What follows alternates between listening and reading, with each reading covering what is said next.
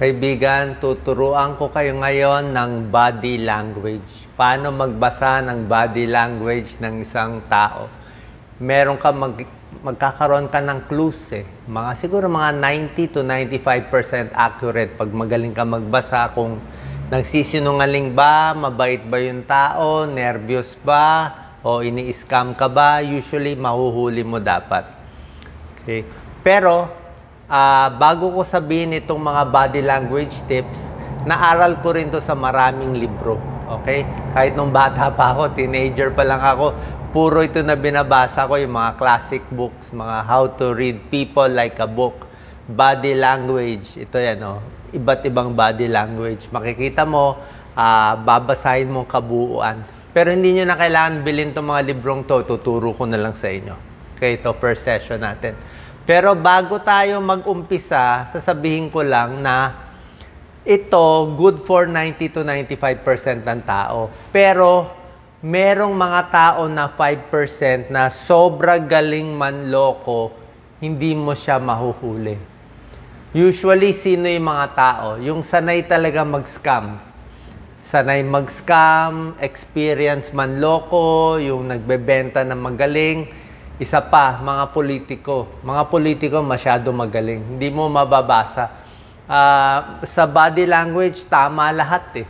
So, kailangan pag-experience sila o mga actors, actress, diba? Mga artista, yung mga sanay, sobrang sanay na sila sa body language. Mahirap sila mahuli. Pero ibang level yung gagamitin mo sa kanila. Pero sa ordinaryong tao, ma-apply mo to.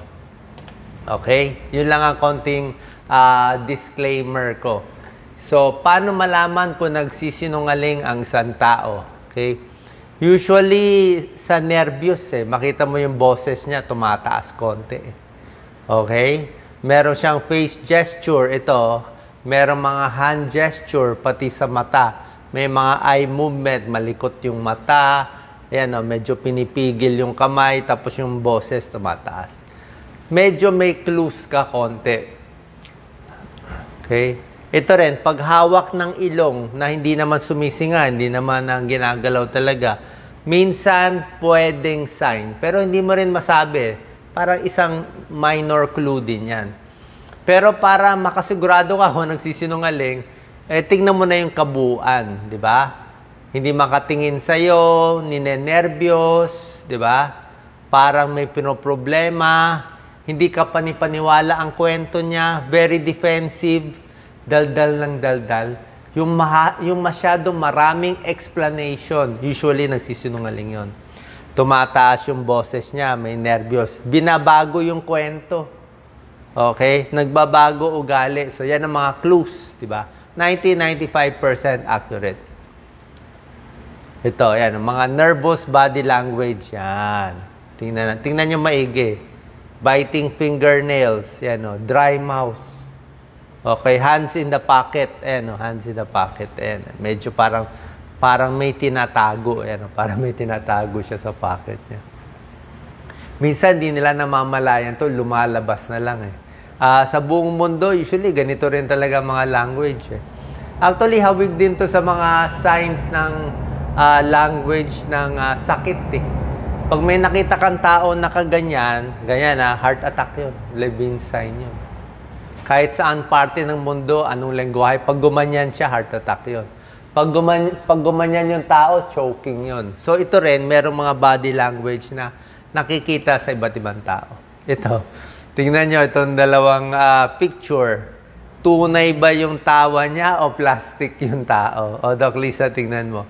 Ito, fake smile. Ayan fake Tawa lang siya sa'yo. Fake siya. Diba? Kasi yung mata niya hindi tumatawa Diba? Hindi naman siya nagsisinungaling. Parang lang, baka hindi ka lang niya type. Ito tunay. Pati mata tumatawa. Yan. Diba? Ito siguro kaya nyo to. Tingnan niyo yung kaibigan nyo. Sa mga kaibigan, classmate, katrabaho, pwede to. Yan. Ito, any closed fist, except kung malamig, di ba? Kung malamig, giniginaw siya, okay lang. Pero yung hindi naman malamig, nakaganyan, naka-close fist, ibig sabihin, hindi yan nakikinig sa'yo. Close fist, close leg, close Tapos kausap ka, haharap na sa pinto, ayan, ayaw na sa iyo nun. Pag close, usually hindi yan. Ayaw yan ng tao. Hindi niya napapansin. Hindi mo mabebentahan to, close fist eh. Pag hips nandito, medyo aggressive yan. Aggressive. Actually, meron pa dito, wala lang dito sa mga pictures eh. Pero nabasa ko na sa libro, yung sign ng masamang tao na lalaki na may gusto sa babae na gagawa ng masama. May ganong forma din ito.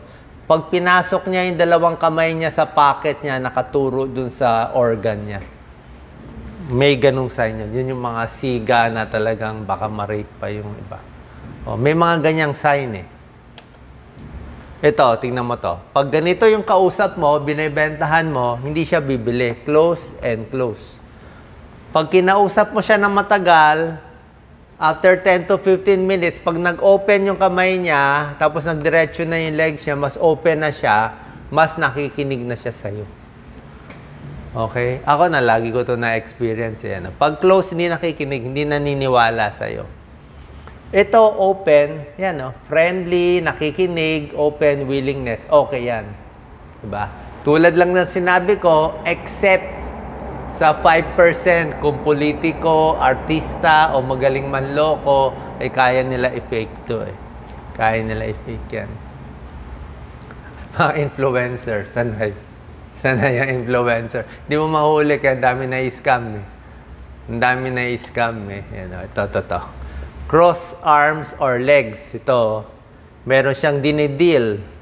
Ayan, no, naka-close lahat eh. Close lahat. So, mukhang hindi siya receptive. Hindi receptive tong babae. Okay? Ito rin, may nakaharang siya eh. Merong mga sign of confidence eh, pero hindi siya eh. Ang sign ng confidence ito, parang steeple tawag nila to eh. Pag nakaganyan, yung lalaki o babae, very confident siya. Steeple sign. Pag hindi ka confident, ganito ka kunwari. Ito, very open siya. Nakikinig. Okay?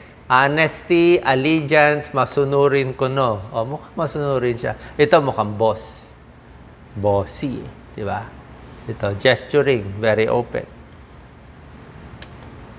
Ito, anong posture ito? Hands on hips. Diba? Nakahawak sa belt. Diba? Boss to. Uy, wag mo gayahin, Doc Lisa. Mahilig ka magganito. Dapat ikaw kunan ko ng video. Dapat balik ko kay Doc Lisa. Yan, boss siya. Sumunod ka or else magagalit siya. Diba? Okay, hawak siya sa belt. Baka mamalo pa. Dominance. May-ari, sunod. Yan ang boss. O, mga manager. Yan. Magtino ka. Ito, fidgeting. Fidgeting ng paa. Pag babae, pag ganun-ganun ng tsinelas, tinatamad. Boredom, restless, ayaw na magkinig sa'yo kung ano na iniisip. Parang ano ba ginagawa ko dito? Parang, basta hindi yan nakikinig sa'yo. Anong sign ng babae o na may gusto sa'yo? Another topic yun eh. Anyway, play ko yun ang gusto niyo. Yung mahaba ang buhok ng babae na laging ginaganon yung buhok. Pag ginaganon niya lagi yung buhok niya sa'yo, may gusto yun. Pwede niya i-try. Yun na yun. Diba? Hindi na kayo kailangan manood ng teleserye. Yun na yun. Nandun yung sign eh. Ano to? Tingnan niyo yung kamay niya. Ayan, sa mukha niya. Usually, frustrated siya, anxious siya. Parang pinapakalma niya sarili niya. Yung kalma. Diba? Kabado eh. Kabado. Pawis. Tsaka nasa mukha, kunot eh. Interwoven. Anxiety and frustration. They want to reassure themselves. Ito. Nag-iisip. Pag ganito siguro, nag-iisip. Genius, ganito. Pero ito hindi eh. Minamasahe yung ulo eh. Sabihin, masakit ang ulo niya. Sabihin, stress siya. Baka naka-high blood siya. Ayan, na-stress siya sa mga nangyayari. O nautusan siya. Ayan, executive. Ayan, busy. Kaya i-observe nyo yung mga katrabaho nyo. Tama to. 90-95%. Kasi maganda to, hindi mo pa kinakausap. alam mo na saan ka magpo-focus. Meron ka kunyari sales talk, dito ka mag-focus sa receptive. Kung nakita mo ayaw sa'yo, ito, maganda to, lalaki at babae. Sino ang mag-partner? Sino ang humahabol? Sino naghihiwalay? Ito, isang tingin mo pa lang, itong babae, yan, medyo maganda siya, humahabol siya sa lalaki. Itong lalaki, feeling pogi. Ayan, no? Ang pangit naman ng ayos. So, feeling pogi, mahaba buhok niya, wala siyang paki sa babae. Unang-una, kinakausap niya, yung paa niya nakaturo na sa labas. Yung katawan niya, gusto na umalis. Diba? Not interested siya, titingnan lang niya sandali, aalis na siya. Ito, ayos na nga yung babae. So, yung babae yung mahabol. Itong lalaki, baka may ibang pupuntahang ibang babae. Hindi mo masabi. So, basta not interested. Anyway, I'm just joking. Baka hindi naman to mag-boyfriend, mag-girlfriend. Pero pag sa trabaho, mas boss to, mas paalis. Ito, yan. Clench jaw. Yan, tighten neck. Nako, Doc Lisa. Nakakunot. Stress. Galit. Galit siya. Automatic yan eh. Ang taong galit, tingnan mo yung kamay, automatic nakaganito. Nakaganyan siya. Gaganyan siya talaga. Manununtok eh. Pinipigil niya sarili niya. Pag ganito, kalma. Kaya nga pagtanggal ng stress, ganito. Diin mo muna, tapos relax. Diin mo muna, tapos relax. Pipilitin mo i-relax. Tense eh. Tense. First sleep. Medyo worried siya. May pinipigil, hindi niya masabi. Ayaw niya sabihin.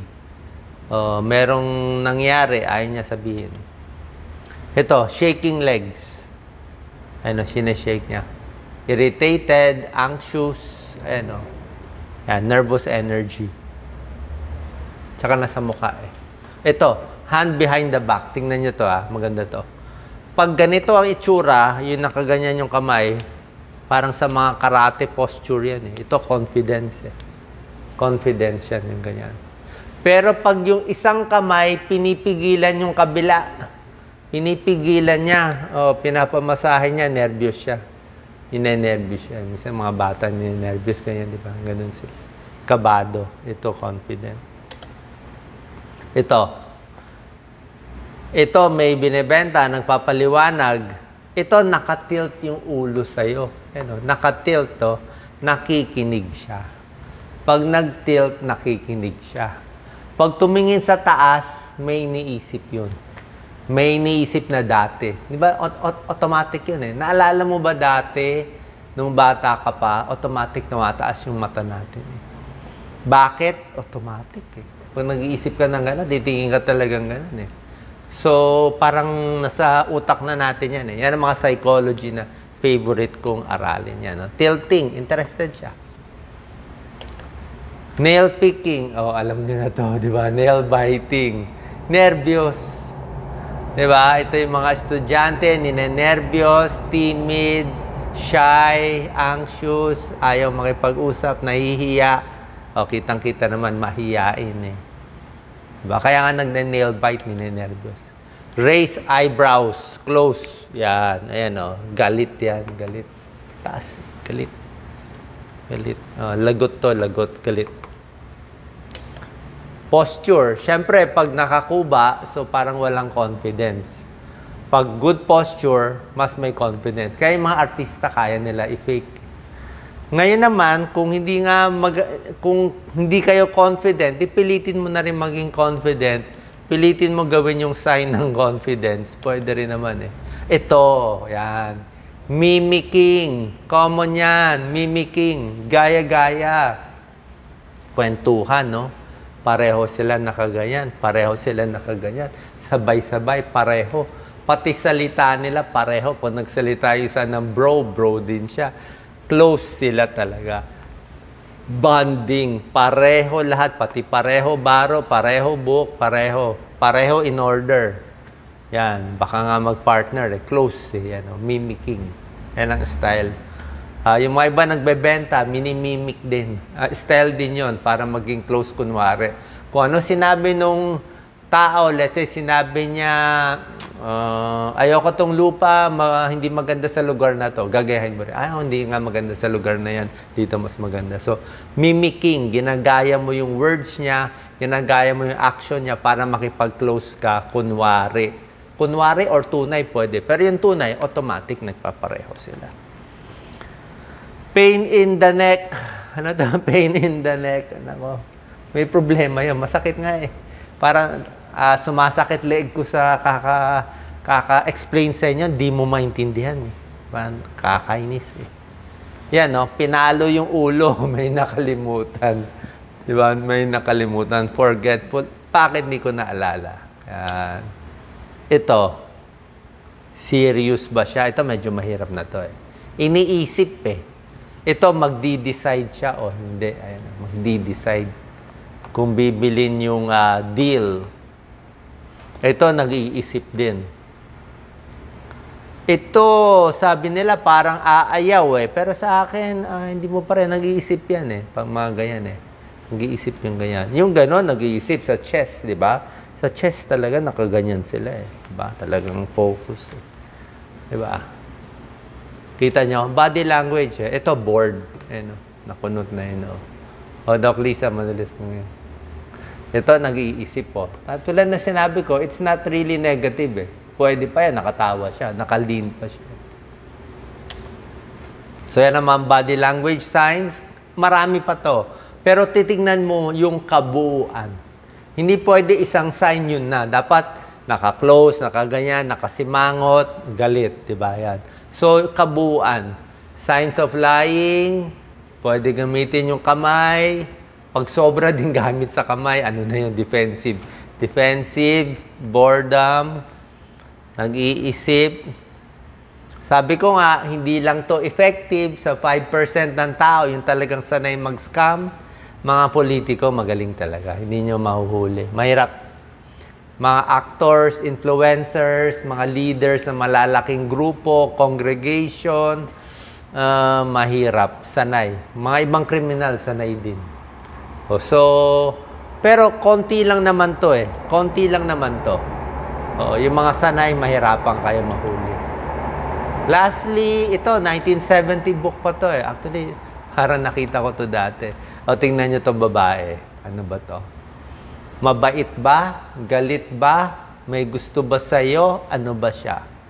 Ayan, no? May mga questions eh. Naka-cross lahat eh. Cross legs eh. Cross arms eh. Yan, no? Galit eh. Oo, galit eh. I think confident to na hindi mo hindi siya papayag sa gusto mo. Okay? Sana po nakatulong to mga body language para mas aralin nyo at i-practice nyo para maging successful kayo sa buhay. Salamat po.